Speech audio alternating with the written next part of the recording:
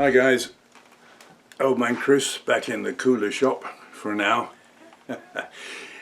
I warn you in advance, this intro might be a bit long because I wanted to cover several things. And talking about temperature, get that out of the way.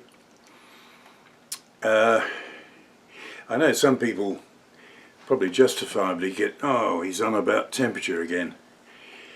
Well, I'll just explain something. In '69 I had mononucleosis, glandular fever, and it completely screwed with my temperature mechanism, and over the years it's got worse and worse.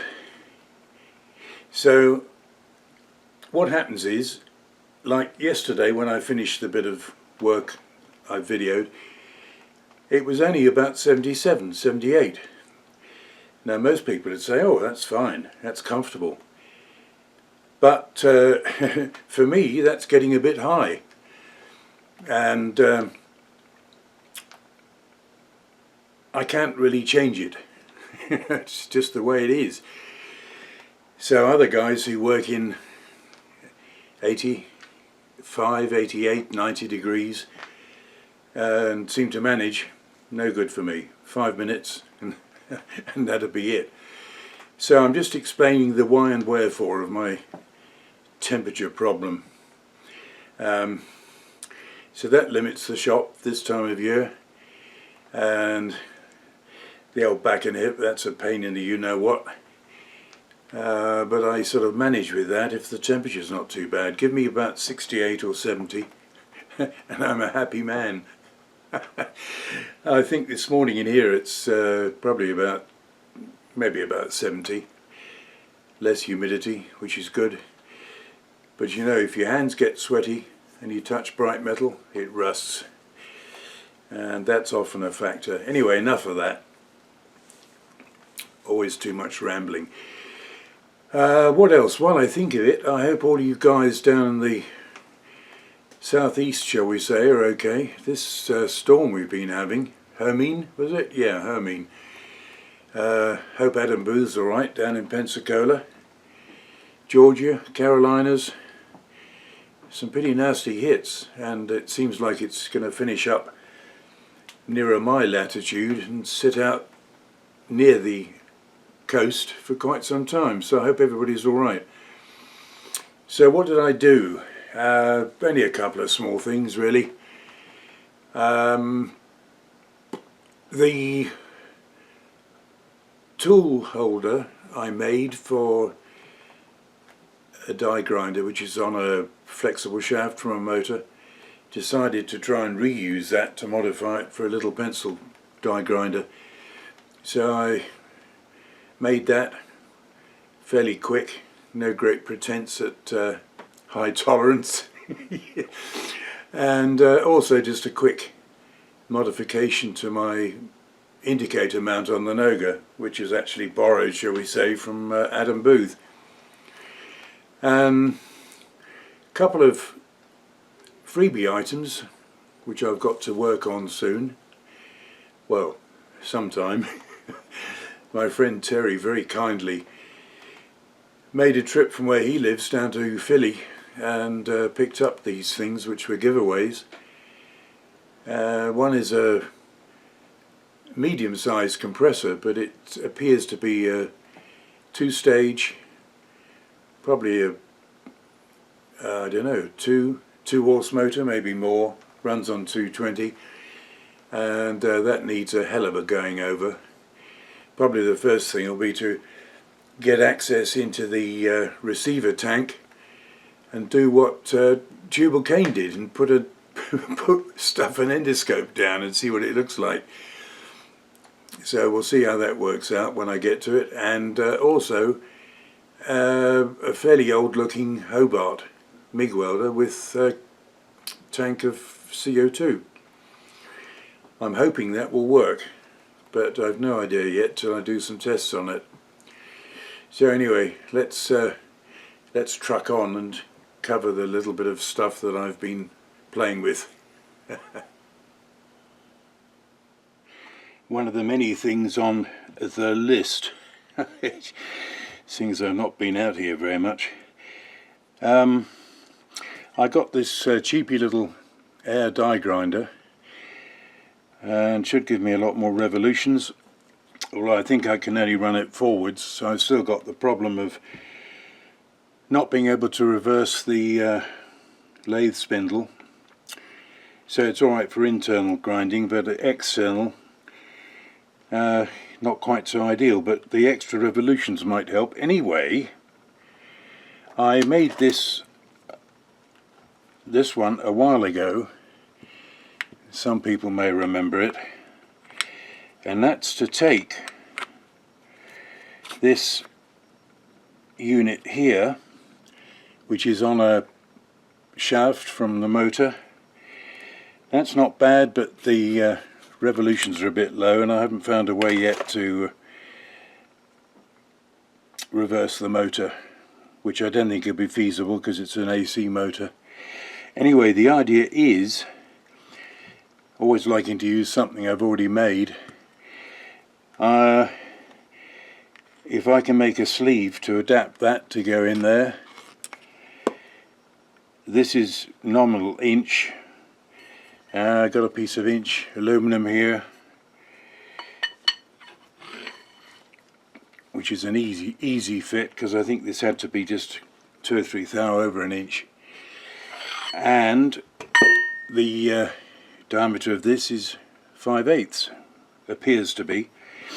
So I thought what I'd do is I'd take a little chunk of this off, clean up outside, but bore through for 5/8, and then, seeing as I've got 3 set screws here for clamping, I thought what I might try and do, if I can work out how to hold the damn thing, is to slit it. But that presents a problem in the mill. I may have to knock up something, just a simple fixture to hold it and make a slot in it. So we'll see what happens.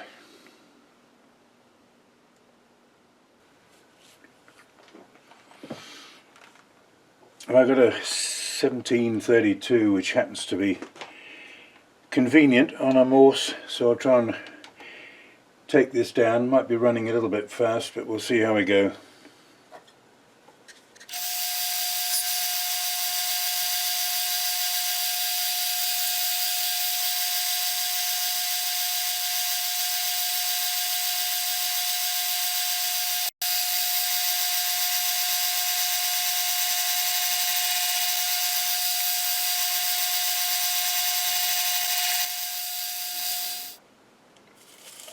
Right, that's far enough. I'm not zooming in quite as much as sometimes because I'm using autofocus, which usually likes to focus on chips more than the work if I zoom in too much. So I'm going to change out for a 5/8, and I think we're okay for depth. I better just check it and see where I'm at.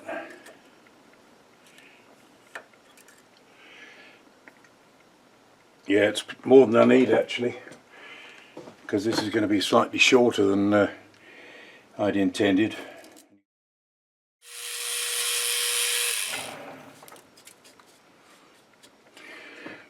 But that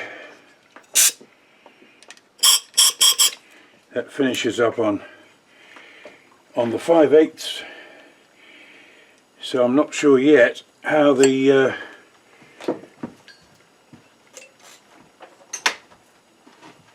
grinder will fit.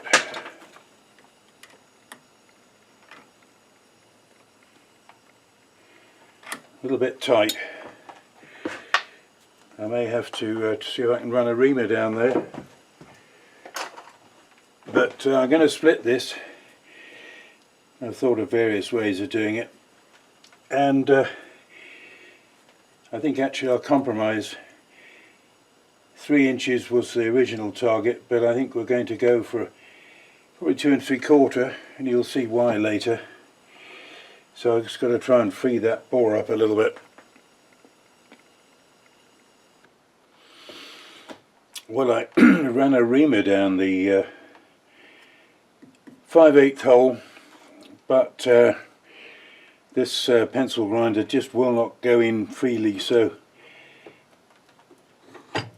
I'm just running down a 4164, which will enlarge it and hopefully it'll squeeze shut later.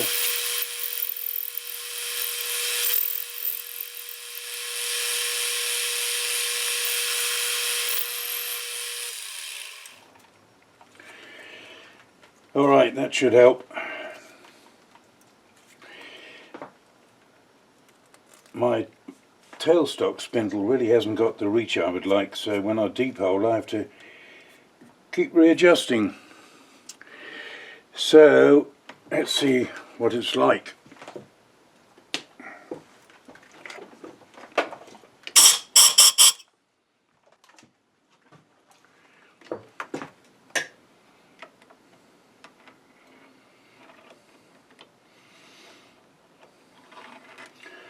Well, that obviously is going to be a bit slack, but I'm going to probably put an 1/8 slot in here,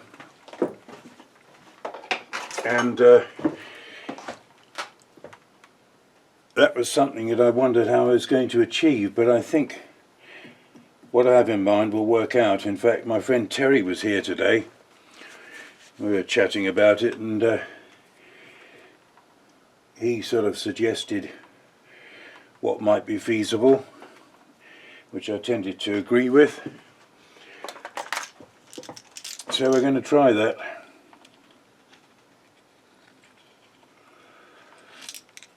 That'll do for a quick chamfer. Down and dirty. Now let's part this off, I think. This cutter I think should work alright.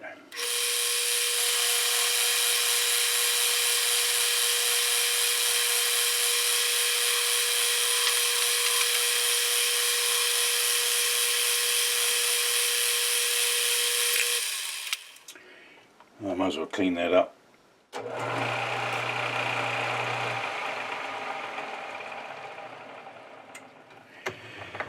Alright, I think we'll just tidy up the other end.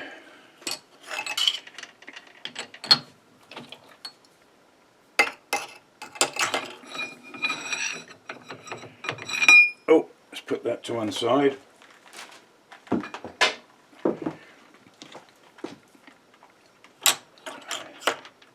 Actually, I'll just measure here and see what we came out at.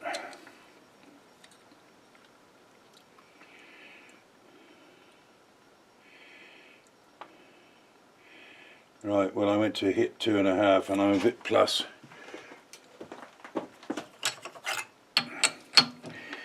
And the reason for not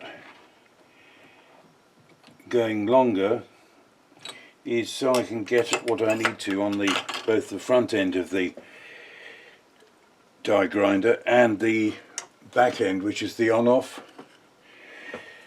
So let's just do it all with this. It's a bit of a cheat,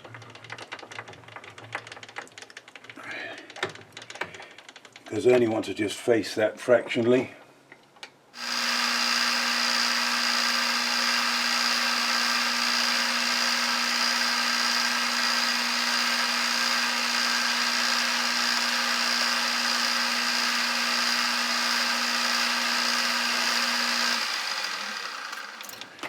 That'll work.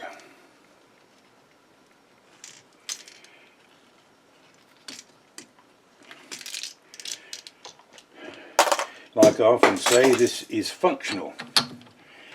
So we'll get over to the mill in a minute and see if we can slit the bugger.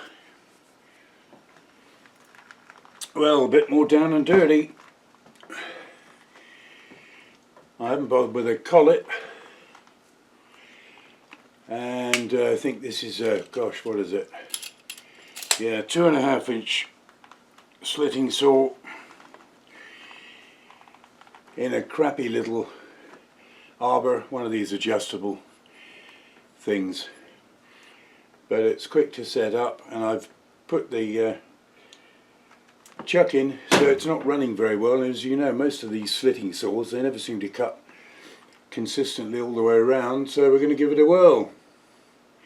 The vice hold on the tube, by the way, is balanced by spacer blocks. The other spacer blocks and a feeler gauge to take up, so it's not stressing the vice too much.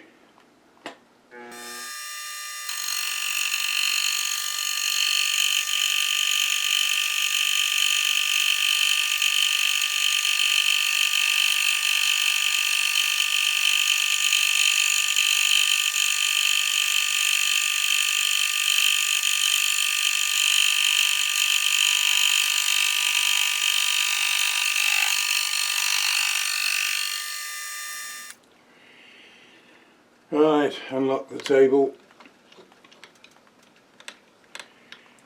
Okay, take it out, and then we've got to deburr it a bit, and then we should be good to go.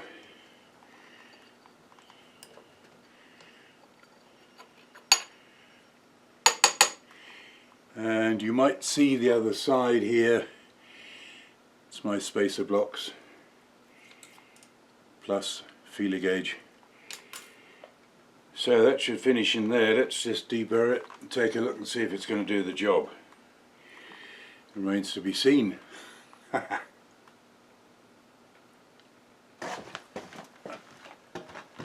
Well, got to make a slight tweak. The wall thickness has finished up about 3/16 nominal, and I fitted it in. But even with the set screws done up, it wasn't cinching up enough on the little pencil grinder. So I'm going to take another cut on the opposite side to about half depth and see if it does any good. I'm not surprised actually, there's not enough flex in that thick wall, so we'll go in about 50%. This is all Mark 1 eyeball, I might add. To reiterate what I said by the lathe, it's functional. So much I do is functional, if I'm lucky.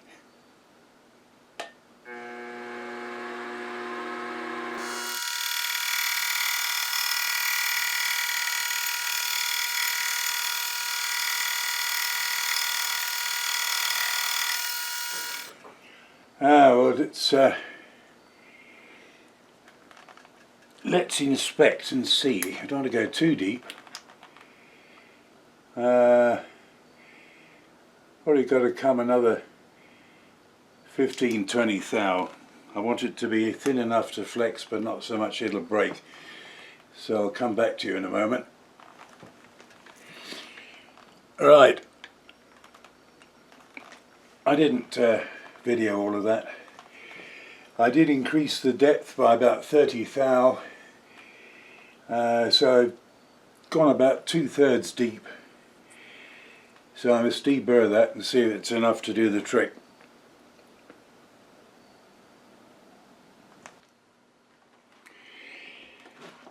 Right, well that partial cut made all the difference. So I got the 3 set screws done up. The end of the sleeve is just there, and it's inside here by about a ½ inch. The thing is, don't want to interfere with the on-off, and we also need to be able to get this little mini wrench on the end here. Famous last words, if I can see what I'm doing. All very fiddly. Right, so I've got to be able to get the mini wrench on in order to do up the collet.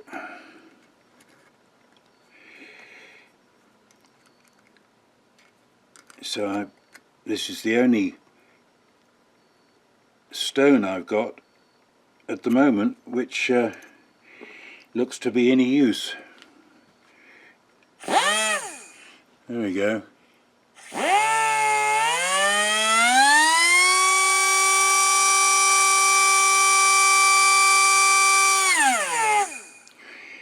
Not sure what the RPMs are. I might try my little RPM meter, put a spot on here and see how I can get the revolution. So I might try that in a minute. Well, I tried to get a little reflective sticker on there, but of course centrifugal force. This is one of these cheapies. Several people have got them. They're not bad actually. I'll have to degrease that and put a spot of white paint on. But I'm guessing we're probably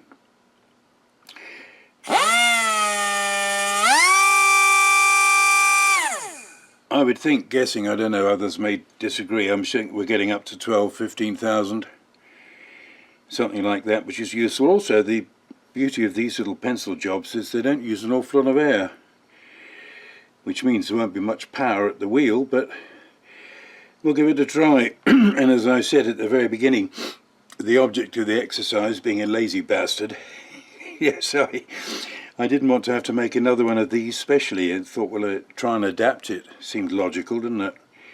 So it wasn't really a huge lot of work. So, knock on wood at the moment, I'm fairly pleased with that. We'll try it out in anger at some point. But more or less time to quit now.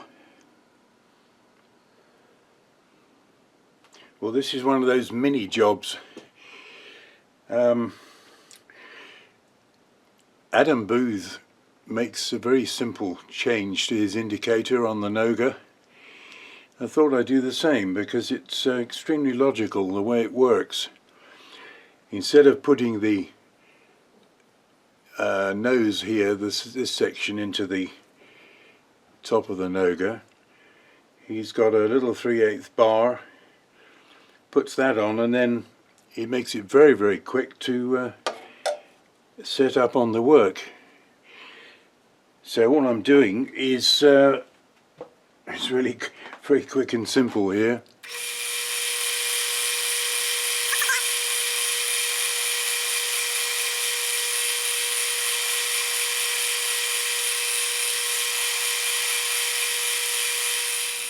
Just check that, about 2 thou over.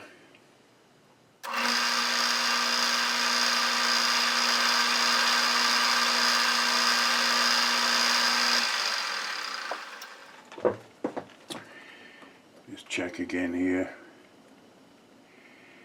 That's 1/2 thou under, which is fine. So I'm going to put a chamfer on there and get a thread on it.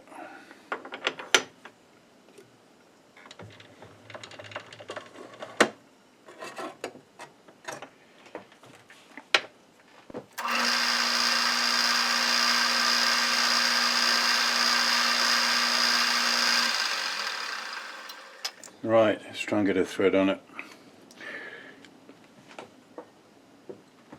I've got a small die, but I've got to use this crappy little die holder.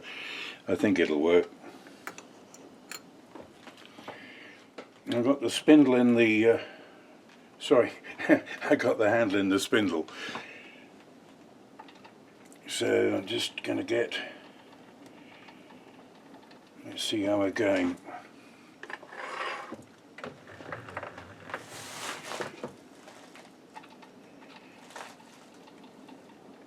It's usual problem, small diameter stuff, slipping in the chuck, which I don't want to tighten too much.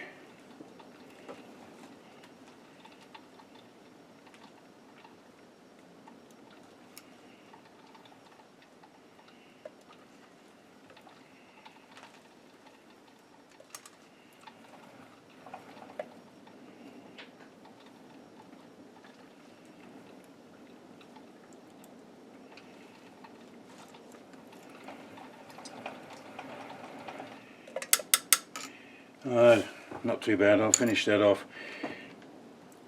and go down about halfway. Just added a little bit there. We've got 1/4 of an inch on the back of the indicator, and then the thread. Okay, we're right on that. So I say this is a real it's a real quickie job. Let me fit this to the indicator. Of course Adam has a much larger machine, and this NOGA's got probably a bit more reach than I need, but anyway, by collapsing it down a bit to the side, I can pretty much work it along where I want. I haven't tightened that up yet. I haven't tightened the nut up. Anyway, I think that'll be useful. I certainly try it out. Might even use a small indicator in there actually, which would be even better, but I think this will make better use of it. There you go, nothing very major, just small jobs, things that have been in mind to deal with.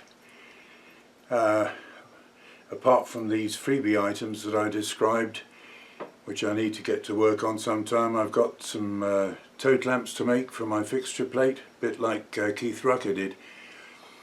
And I've got a belt drive kit for the little mill. That's been sitting around for ages. I'll probably try and fit that sometime and document it. So anyway, the stuff on the back burner as usual. Next week I think we're back to stupid hot, so heaven knows. I'll see you later sometime. Anyway, for now, thanks to my subscribers. I greatly appreciate those, and thanks for watching, guys. Bye.